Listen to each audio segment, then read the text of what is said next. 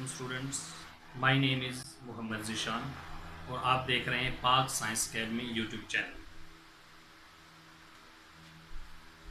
Second year की physics आज हमने स्टार्ट करनी है। कुछ स्टूडेंट्स तो गर्मी की वजह से पढ़ते नहीं, गर्मी बहुत ज़्यादा लगती है उनको और वो कहते हैं कि मामा मुझे गर्मी लग रही है, मैं नहीं पढ़ रहा, पापा मुझे गर्मी लगती है, मैं नहीं पढ़ रहा। गर्मी भी एक ना पढ़ने की वजह है। तो मेरे ख्याल में उच्च शरीफ में तो इतनी गर्मी नहीं होनी चाहिए, वहाँ तो हेड पंजन और पानी वाला एरिया ऐसा, वहाँ के स्टूडेंटों को तो कम अज़ कम 100 आउट ऑफ 100 मार्क्स लेने चाहिए। इतनी गर्मी नहीं है वहाँ। आप लोग यहाँ जो लेक्चर मैं आप लोगों को दूंगा फिज़िक्स के, मैथमेटिक्स के, आपने साथ साथ इनको पढ़ना है, रीड करना है, लिखना है और एक एक बात, एक एक पॉइंट को समझने की कोशिश करनी है। और जो बात समझ ना आए वो आप मुझसे पूछ सकते हैं, आप मुझसे कॉल पे भी कांटेक्ट कर सकते हैं, आप मुझसे कमेंट में भी पूछ सकते हैं। तो कुछ तो स्टूडेंटों का बहुत ज़्यादा वक्त जो है वो कोरोना वायरस की छुट्टियों की वजह से ज़ाया हो चुके हैं। अपने वक्त को ज़ाया ना करें और अपने इस वक्त को कीमती बनाएं और पढ़ने में सर्व करें। बाज़ स्टूडेंट तो ऐसे होते हैं जिनको आता तो बहुत कुछ है मगर पेपर पैटर्न करने का तरीका नहीं आता, पेपर करने का सॉल्व करने का तरीका नहीं आता, जिसकी वजह से उनके मार्क्स वैसे ही कट जाते हैं। देखिए स्टूडेंट्स, अब फिजिक्स में आप लोगों को यहाँ आज हमारा लेक्चर है फिजिक्स का, कि फिजिक्स का एक टॉपिक्स है जो आज हमने पढ़ना है, कॉलम्स लॉ। अगर आप कॉलम्स लॉ के बारे में बहुत अच्छा जानते हैं और बहुत अच्छा लिख देते हैं, पैराग्राफ की सूरत में एक बनाकर लिख देते हैं, तो उसके नंबर नहीं मिलते हमें इतने। आप क्या करें, हेडिंग्स बनाकर लिखें। सबसे पहले उसकी स्टेटमेंट लिखिए, डेफिनेशन लिखिए, डायग्राम है तो वो बनाएं, मैथमेटिकली फॉर्म लिखें। इसी तरह एक तरतीब हो लिखने की, और हेडिंग्स जितनी बनाकर फिजिक्स के अंदर लिखेंगे तो उतने ही आपके मार्क्स लेने के चांस बढ़ जाते हैं। तो पढ़ते रहिए, साथ साथ लिखते रहिए, डेफिनेशन बुक अपने सामने रखा करें और डेफिनेशंस को हाईलाइट किया करें, और जो इंपॉर्टेंट चीज़ें होती हैं उनको हाईलाइटर आपके पास होना चाहिए, उसको हाईलाइट किया करें ताकि आपको वो जहन में रहे कि आपने ये चीज़ पढ़ ली है नेक्स्ट टाइम। स्टूडेंट्स, यहाँ आज हम सेकेंड ईयर फिजिक्स का फर्स्ट लेक्चर यहाँ स्टार्ट करने वाले हैं। तरीकाकार मैं आप लोगों को बता देता हूँ। तरीकाकार ये होगा कि हमारा संडे को और फ्राइडे को लेक्चर नहीं होगा, बाकी दिनों में हमारे लेक्चर्स होंगे और बाकी दिनों में सुबह 9 बजे से पहले लेक्चर अपलोड हो जाएंगे। 9 बजे से पहले तो आप लोग डेली वाइज 9 बजे, ऐसे समझिए 9 बजे आपकी क्लास स्टार्ट हो जाएगी। आप यूट्यूब पर पाक साइंस अकेडमी चैनल ओपन करें, उसके बाद आप क्या करेंगे, इसको आप लेक्चर सुन सकेंगे 9 बजे। अगर किसी वजह से लेक्चर अपलोड ना हो सके तो उसके बारे में मैं आपको इन्फॉर्म कर दूंगा। स्टूडेंट्स, इसके लिए आपकी कोई फीस भी नहीं है। फीस आपकी सिर्फ यही है कि आप चैनल्स को सब्सक्राइब करेंगे, लाइक कर देंगे, कमेंट्स अच्छे अच्छे करेंगे, 100 आउट ऑफ 100 मार्क्स लेंगे तो मेरे लिए यही फ़ख्र और एजाज़ की बात होगी कि जिन स्टूडेंट्स को मैंने पढ़ाया है आज उनके 100 आउट ऑफ 100 है। हमारे लिए सबसे बड़ी इज्जत फ़ख्र यही है, यही हमारी फ़ीस है। तो यही इसी फीस के साथ आप लोगों का आज पहला लेक्चर इलेक्ट्रोस्टैटिक्स का हम स्टार्ट कर रहे हैं। अपने टॉपिक की तरफ आते हैं। इलेक्ट्रोस्टैटिक बेटा क्या है? Electrostatics is the branch of physics.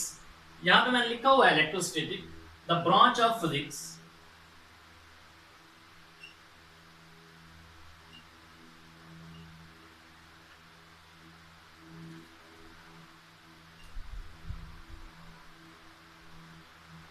which deals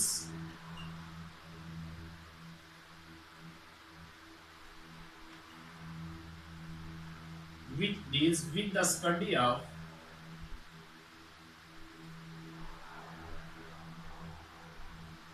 charges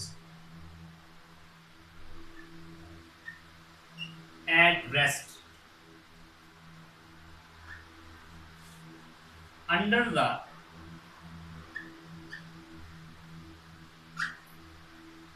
influence of electric force।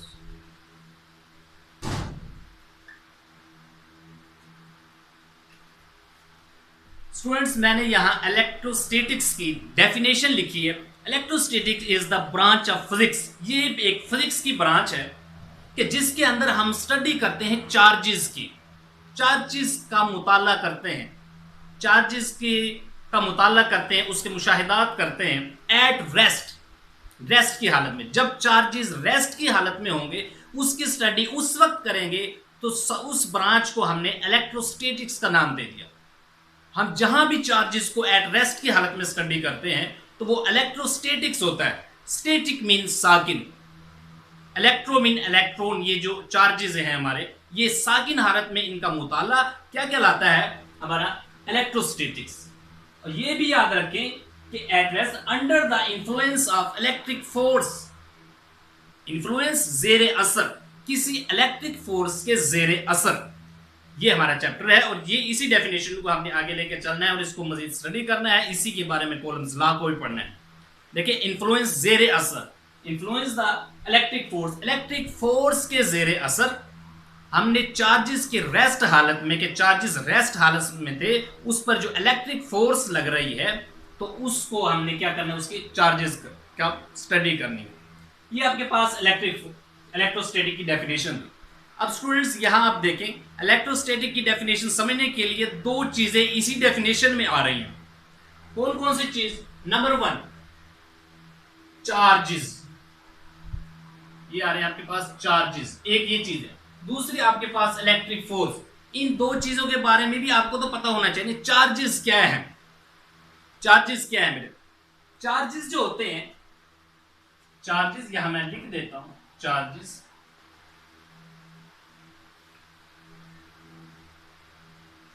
Charges is intrinsic in,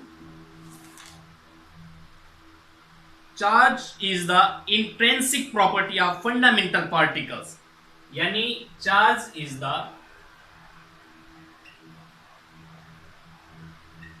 intrinsic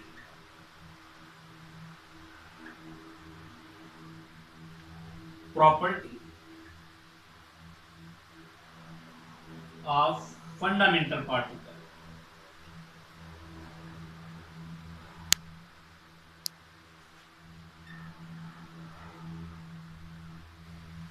charge is the intrinsic property. Intrinsic कहते हैं कुदरती, ये एक कुदरती खासियत है, कुदरती प्रॉपर्टी है, पैदाइशी प्रॉपर्टी है ये एक ऐसी। और फंडामेंटल पार्टिकल्स, किसी भी एक बुनियादी पार्टिकल की ये एक क्या है, कुदरती या पैदाइशी एक खसूसियत है, एक प्रॉपर्टी है चार्ज। आप लोगों को पता है there are 2 types of charge, number 1 positive charge and number 2 very good negative charge. ये आप लोग पीछे पढ़कर आए हैं। 2 किस्म के चार्ज होते हैं हमारे पास, positive and negative. Electric force यहां पढ़ेंगे कि हम इलेक्ट्रिक फोर्स क्या है, द फोर्स। अब ये इलेक्ट्रिक फोर्स की डेफिनेशन भी मैं यहां पे लिख रहा हूं, इलेक्ट्रिक फोर्स,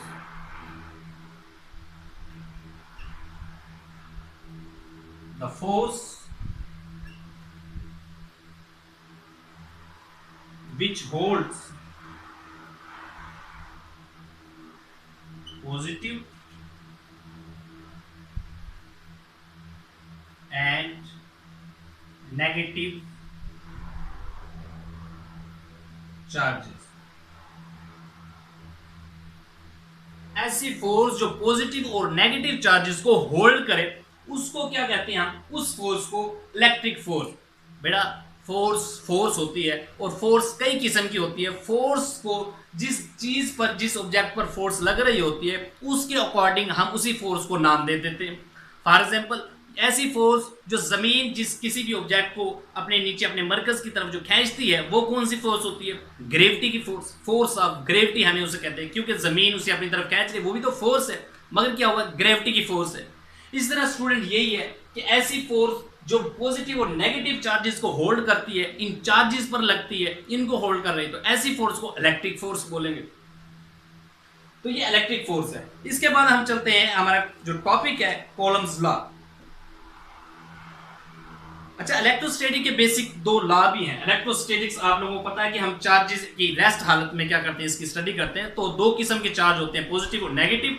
अब ये भी इसके पढ़ लें कि लॉ ऑफ इलेक्ट्रोस्टैटिक क्या हो सकते हैं। Law of electrostatic, law of electrostatic. अगर आपको राइटिंग समझ ना आ रही हो तो यहां मैं आपको बता रहा हूं, बोल रहा हूं, तो आप सुन लेंगे तो आपको समझ आ जाएगी। Law of electrostatic number one, ये दो लॉ है इसके। Same charges are repel to each other, यानी like charges repel to each other, या सिर्फ रिपेल लिख दे, repel to each other. Unlike charges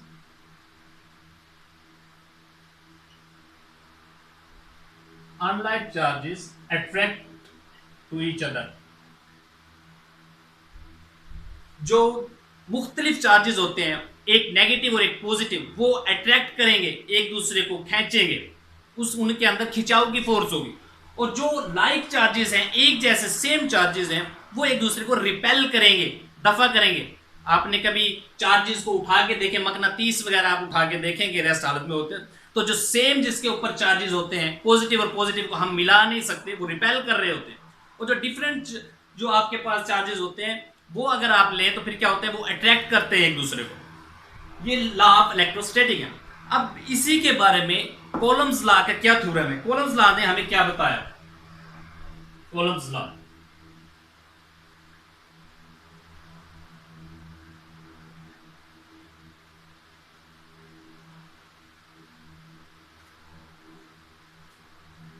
the charge attract, each charge exert a force of attraction or repulsion to another charge। हर charge दूसरे charge पर force लगाता है। और कॉलम्स लॉ ने ऑब्जर्व किया the quantitative nature of these forces, यानी Coulomb's law ने तो हमें यह बता दिया कि हर charge, each charge exert a force, each charge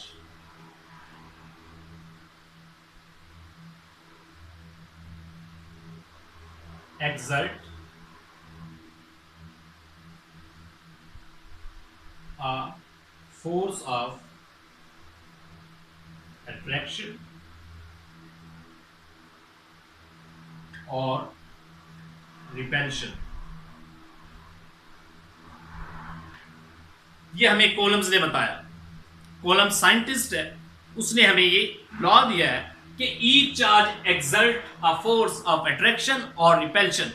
हर चार्ज या अट्रैक्शन की या रिपेल्शन की फोर्स एक्सर्ट करता है, फोर्स लगाता है दूसरे चार्ज पर, तो अनदर चार्ज।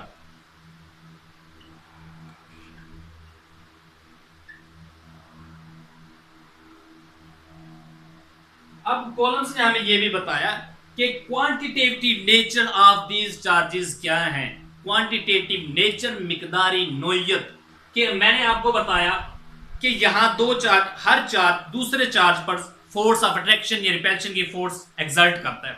तो आप मुझसे ये सवाल कर सकते हैं कि सर आपने बताया कि एक चार्ज दूसरे चार्ज पर फोर्स ऑफ अट्रैक्शन या रिपेल्शन लगाता है, तो वो कितनी लगाता है, सवाल कर सकते हैं आप। क्वांटिटेटिव नेचर है, मिकदारी नोयत क्या है उसकी, कितनी फोर्स लगाता है, ये इसका जवाब हमें आगे कॉलम्स हमें देगा। कॉलम ने इसका जवाब भी हमें दिया है कि हर चार्ज दूसरे चार्ज पर फोर्स तो लगाता है, मगर कितनी लगाएगा ये इस लॉ में बताया है। आगे उसने हमें ये कहा है कि द फोर्स, जो फोर्स वो लगाता है, this force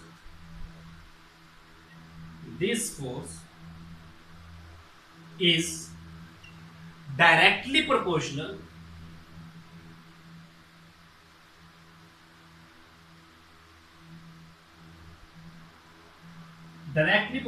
to magnitude of their charges. This force is directly proportional to magnitude of charges and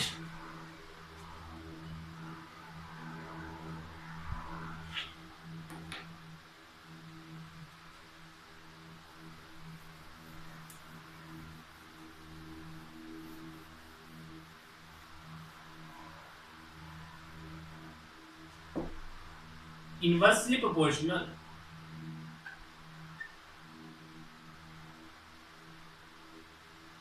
to square of distance। Square of distance between two charges.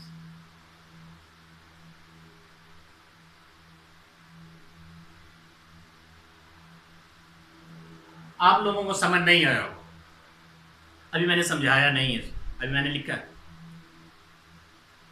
Columns ने हमें बताया कि हर charge दूसरे चार्ज पर फोर्स लगाता है। फिर उसने ये बताया कि कितनी क्वांटिटेटिव नेचर क्या है इसकी। हर चार्ज दूसरे चार्ज पर फोर्स लगाता है, वो डायरेक्टली प्रोपोर्शनल होता है, वो फोर्स डायरेक्टली प्रोपोर्शनल होते हैं उन चार्जेस के मैग्नीट्यूड के, प्रोडक्ट ऑफ मैग्नीट्यूड।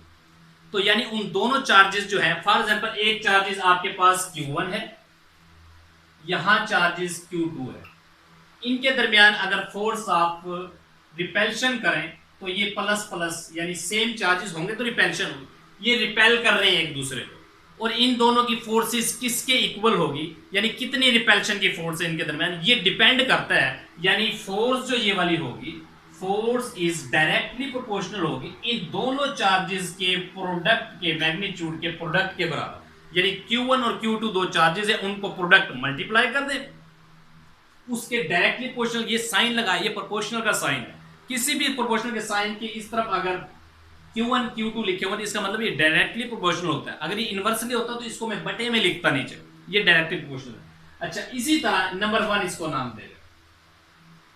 अब वो कहता है कि यही फोर्स इन दोनों चार्जेस के प्रोडक्ट के मैग्नीट्यूड के बराबर होती है, और यही फोर्स इनवर्सली प्रोपोर्शनल होती है। यानी अब बटे में लिखूंगा मैं 1/, स्केयर ऑफ इस डिस्टेंस बिटवीन देम, इन दोनों चार्जेस के दरमियान ये जो डिस्टेंस है Q1 और Q2 के दरमियान, इस डिस्टेंस के, इसको R से डिनोट करते हैं, R लिख दो, डिस्टेंस से R स्केयर, डिस्टेंस के मुरब्बे के इनवर्सली प्रोपोर्शनल होता है।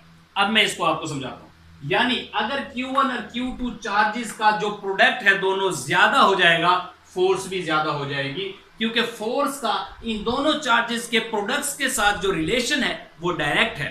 डायरेक्ट रिलेशन एक ऐसा रिलेशन होता है कि जब आप दोनों चार्जेस जो बढ़ते हैं तो फोर्स भी उसके साथ बढ़ जाती है। फॉर एग्जांपल अगर Q1 आपके पास है 2 कॉलम चार्ज और ये आपके पास है 4 कॉलम चार्ज, ये 2 है ये 4, अब ये 2 और 4 दोनों इसकी जगह इनकी वैल्यू लिखे, मल्टीप्लाई करें, 4 to the 8, आपके पास क्या हो जाएगा, 8 कॉलम चार्ज हो जाएगा, यानी 8 कॉलम चार्ज है। अगर मैं इन दोनों के बढ़ा दूं, ये कर दूं 4, इसको कर दूं 8, तो ये कितना हो जाएगा, 8 4 the 32, अब हो गया 32 कॉलम चार्ज। यानी इनका प्रोडक्ट पहले था 8 कॉलम, तो फोर्स लग रही थी जितनी भी लग रही थी, जब हमने 32 कॉलम चार्ज किया तो अब फोर्स क्या हो जाएगी, वेरी गुड, बढ़ जाएगी। क्यों बढ़ जाएगी, क्योंकि इसका प्रोडक्ट बढ़ गया है और फोर्स का इनके साथ रिलेशन डायरेक्ट है। अगर ये बढ़ेंगे तो फोर्स भी बढ़ जाएगी। इसी तरह इसके डिस्टेंस के मुरब्बे के क्या है, इनवर्सली प्रोपोर्शनल है। डायरेक्ट रिलेशन में एक चीज बढ़े तो दूसरी बढ़ती है, इनवर्स रिलेशन वो होता है जिसमें एक चीज बढ़े दूसरी कम हो जाती है, एक कम हो दूसरी बढ़ जाती है। अब इसको हम ऐसे स्टडी करते हैं। अब देखें, अब ये डिस्टेंस इसके दरमियान इतना है, फॉर एग्जांपल डिस्टेंस इसके दरमियान मैं ले लेता हूं 5 सेंटीमीटर है, फॉर एग्जांपल 5 सेंटीमीटर इसके दरमियान डिस्टेंस है। अब फोर्स फॉर एग्जांपल आपके अब 5 सेंटीमीटर के साथ आप इसमें पुट करें, एग्जांपल के तौर पे मैं आपको बता रहा हूं, F डायरेक्टली प्रोपोर्शनल है, F इज इक्वल टू 1/5, यहां पुट करें 5 का स्क्वायर 25, 1/25 कर देंगे तो आपके पास क्या वैल्यू आ जाएगी, 125 को बाहर लिखें, 0 पॉइंट लगाएं, यहां लगाएं 1, फिर नहीं जाती, फिर लगाएं 24 the 100, 0.004 समथिंग। तो अगर आप क्या करें, इसके दरमियान डिस्टेंस आप बढ़ा दें, पहले 5 था, डिस्टेंस बढ़ा दें, मैं इसको कर देता हूं 10 सेंटीमीटर डिस्टेंस कर देता हूं। अब 10 सेंटीमीटर डिस्टेंस हमने क्या किया, इसका बढ़ा दिया, पहले 5 था, अब कितना किया, 10 किया।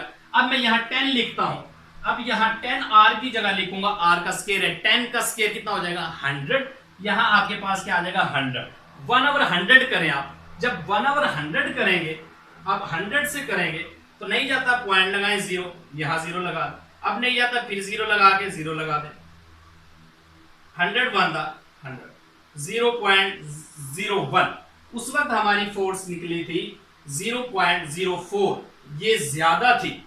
0.01 ये कम है, वो ज्यादा थी ये कम है। अच्छा, जब फोर्स ज्यादा थी डिस्टेंस कम था, डिस्टेंस 5 सेंटीमीटर था, तो फोर्स हमारी 0.04 निकली, ज्यादा निकली। अब इसके बाद जब डिस्टेंस 10 सेंटीमीटर कर दिया, बढ़ा दिया, तो फोर्स हमारी कितनी निकली है? 0.01 निकली, कम हो गई। इसका मतलब ये हुआ कि रेडियस यानी इसका जो डिस्टेंस है, डिस्टेंस का जो फोर्स के साथ, डिस्टेंस के स्क्वायर का जो फोर्स के साथ ताल्लुक है वो इनवर्स है। कि अगर डिस्टेंस जितनी ज्यादा बढ़ा दे, मैं एक कॉमन सी मिसाल देता हूं, ये मैंने मैथमेटिकली आपको समझाया है, अब मैं एक आम सी एग्जांपल से आपको समझा देता हूं। फॉर एग्जांपल, ये इन दोनों का डिस्टेंस इतना था, ये Q1 है, ये Q2 है। मैंने हाथ से मैंने दो पॉइंटर उठाए, Q1 चार्ज, Q2 चार्ज, ये दो चार्जेस हैं, मैंने इनके दरमियान डिस्टेंस इतना रखा हुआ। ये क्या करते हैं? एक दूसरे को रिपेल कर रहे हैं, ऐसे दफा कर रहे हैं, एक दूसरे को रिपेल कर रहे हैं। जब ये रिपेल करेंगे, जब इतना डिस्टेंस था रिपेल करेंगे, इतना जब मैं बढ़ा दूंगा तो रिपेल्शन कम हो जाएगी। डिस्टेंस बढ़ गया, रिपेल्शन कम हो गई। अब और ज्यादा करूंगा, एक वक्त ऐसा आएगा जब ये इतना डिस्टेंस इनके दरमियान हो जाएगा कि इनके दरमियान जो फोर्स होगी वो बिल्कुल जीरो हो जाएगी, नहीं लगेगी बिल्कुल ही। क्यों? डिस्टेंस ज्यादा हो गया। डिस्टेंस को बढ़ाते जाएं, फोर्स कम होती जाएगी, डिस्टेंस को कम करते जाएं। अब यहां पे डिस्टेंस बिल्कुल क्लोज किया हुआ, इनके दरमियान फोर्स ऑफ अट्रैक्शन ज्यादा होगी, डिस्टेंस क्योंकि क्या हो गया? कम हो गया। Very good. अच्छा, इसके बाद हमारे पास दो रिलेशन ये निकल आई,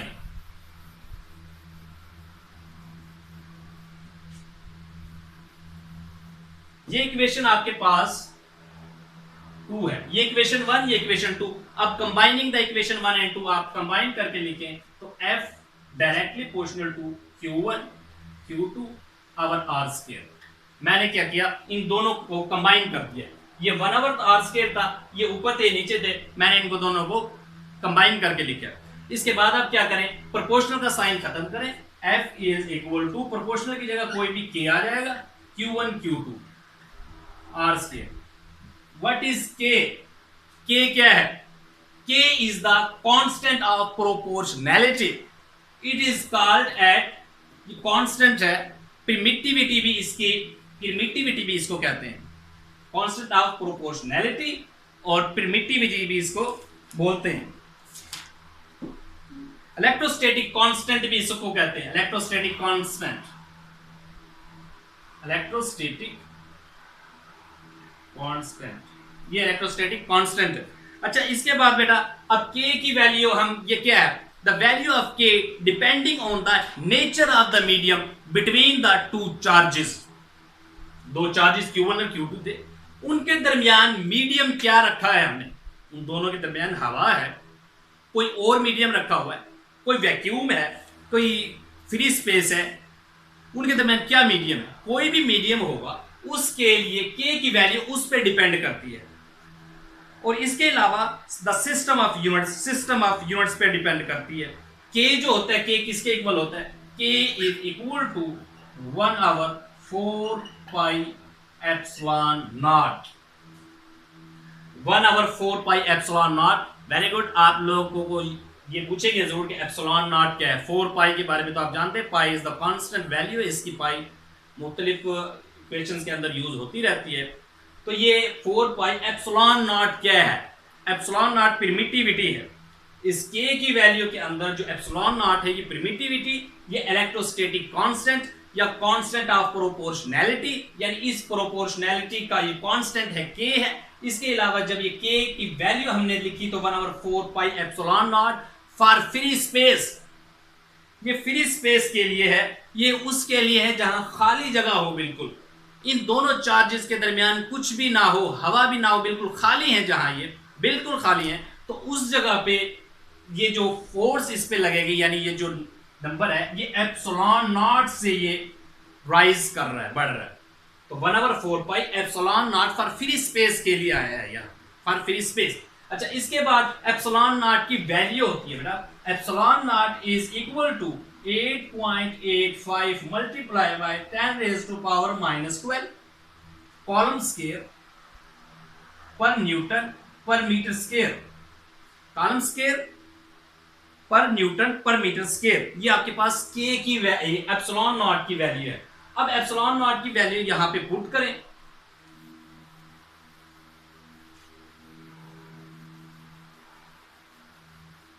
अब के की वैल्यू यहां पे आपने क्या करनी है, एप्सिलॉन नॉट की वैल्यू पुट करनी है। तो आपके पास क्या आ जाएगा,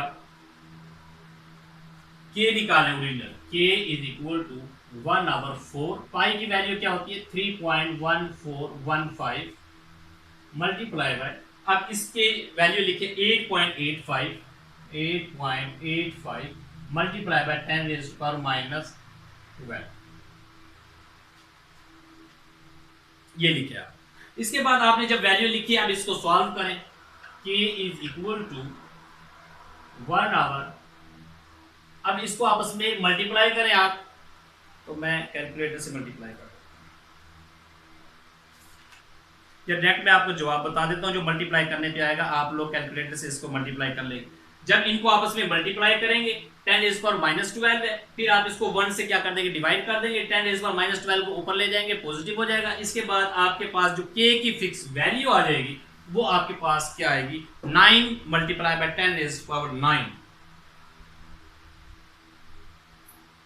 ये। और न्यूटन मीटर स्क्वायर पर coulomb square, newton metre square पर कॉलम स्क्वायर, इसका यूनिट वो कैसे आया, ये कैसे यूनिट आया इसका, देखिए यहां हमारे पास F इज इक्वल टू के Q1 Q2 R स्क्वायर था। अगर हम यहां से K निकालें, यहां से हम K निकाल रहे हैं, K is equal to Q1 Q2 और R स्क्वायर है, जब इज इक्वल टू के साइन के इधर आएगा तो इसका बटा चेंज हो जाता है, आवर चेंज हो जाता है, तो क्या होगा, इज इक्वल टू F यहाँ पे है मल्टीप्लाई बाय R स्क्वायर ऊपर चला जाएगा, R square our Q1 Q2 नीचे आ जाएगा। कोई भी फ्रैक्शन फॉर्म हो बटे वाली, अगर इज इक्वल टू के साइन के इधर ले जाए तो उसका बटा चेंज हो जाता है। ये Q1 Q2 और R स्क्वायर था, R स्क्वायर और Q1 Q2 हो गया। इसके बाद स्टूडेंट आपने क्या करना है, इन सब के यूनिट लिखें।